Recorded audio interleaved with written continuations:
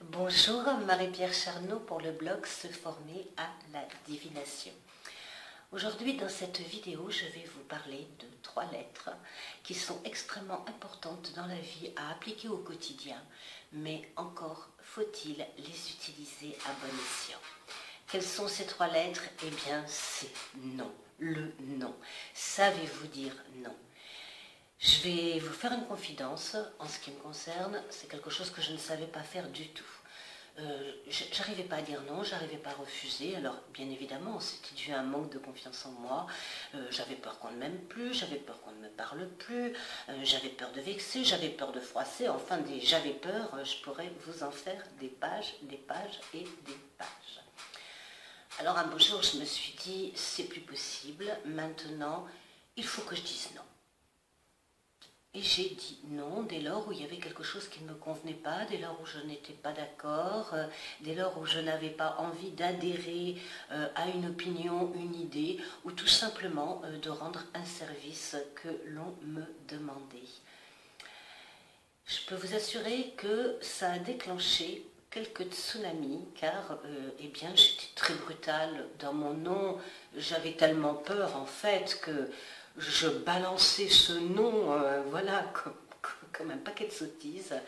Et évidemment, ça a été terrible parce que les réactions ont été à la hauteur de la brutalité, je pourrais dire, avec laquelle je pouvais m'exprimer, même si le ton de ma voix était doux, calme, enfin c'est ce que je croyais et c'est vrai qu'il l'était le plus souvent, mais à l'intérieur ça bouillonnait tellement que toute cette énergie de peur ressurgissait. Et eh bien, donc mes interlocuteurs me renvoyaient exactement l'énergie que je dégageais. Alors, à ce moment-là, qu'est-ce que je me suis dit? Je me suis dit, bon, bah, c'est pas la peine. Dire non, c'est encore pire que dire oui. Donc, je vais dire oui, parce que pour mon confort personnel au final. Et je me suis aperçue que, bah, non, ça n'allait pas du tout. Ça n'allait pas du tout. Et c'est là que j'ai réfléchi beaucoup sur ce sujet. Et je me suis dit, mais il va falloir trouver une solution pour dire non, mais que mon non soit entendu sans que l'autre le prenne comme une forme d'agressivité, sans que l'autre se sente blessé par mon refus. Très honnêtement, il m'arrive encore, quelquefois, bien de le formuler de façon pas toujours opportune, mais je m'efforce à être vigilante afin que ce non soit considéré eh bien comme quelque chose que je ne veux pas faire et non comme une agressivité envers l'autre. Alors, comment faire pour dire non sans que cela déclenche, comme je le dis, des tsunamis, des disputes et des mots pas toujours très sympathiques? Eh bien, lorsqu'on vous demande quelque chose, avant de dire oui, avant de dire non, sachez tout simplement exprimer à l'autre votre besoin de prendre un temps de réflexion avant de lui donner votre réponse.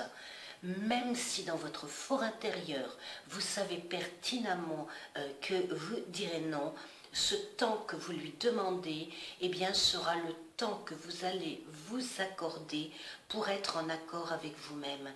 C'est-à-dire, je dis non, mais pourquoi je dis non? Qu'est-ce que ça déclenche en moi de dire oui? Qu'est-ce que ça déclenche en moi de dire non? En quoi est-ce que cela va me libérer? En quoi est-ce que je vais cheminer plus sereinement dans ma vie et eh bien, pour être en phase aussi avec moi-même?